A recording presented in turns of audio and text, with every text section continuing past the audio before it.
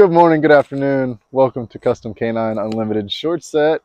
This week, we're going to talk a little bit about how we can test the reliability and control of our dogs in different aspects of our certification process.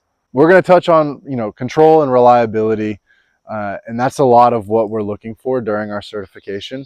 You're getting ready to come in for cert. We're going to be looking at, like I was saying before, control and reliability.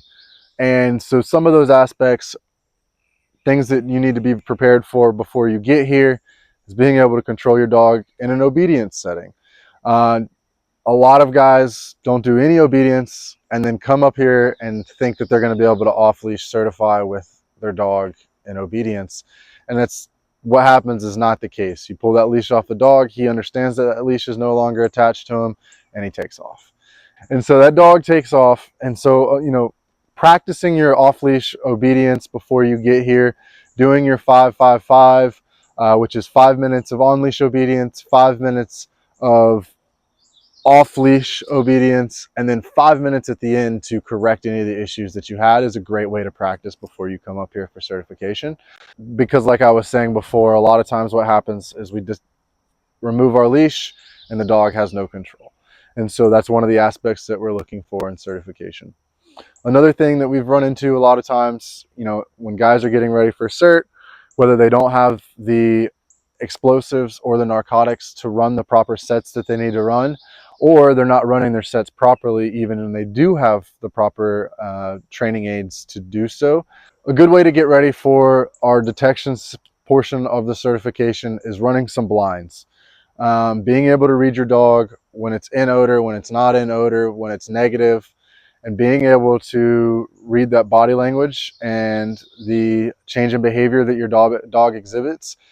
Because what happens is you come into certification and your dog just wants to play the game, win the ball, whatever it is, and he false alerts. You need to be able to read your dog before you get here for certification week to determine whether that is a true alert or whether that's a false alert. Getting ready for cert, I would definitely suggest running some blinds.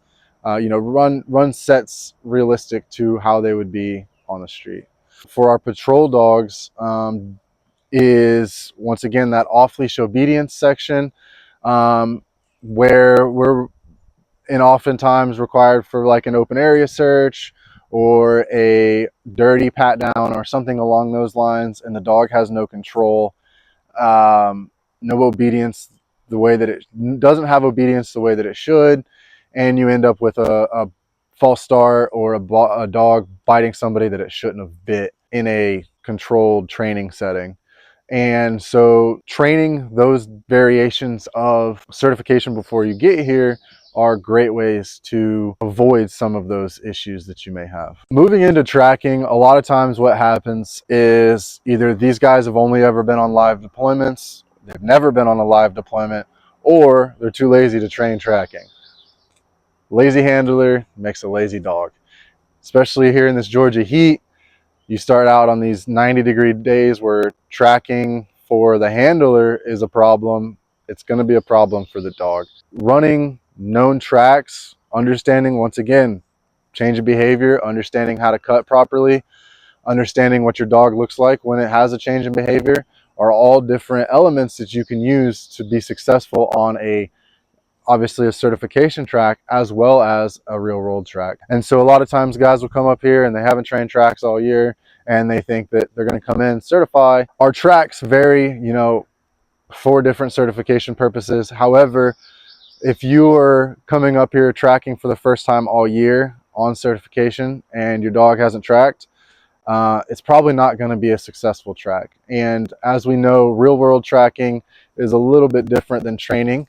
And so you need to be able to train some of those different areas, whether it be a known track or an unknown track, so that you can start to read the different body languages that your dog displays while it's in odor.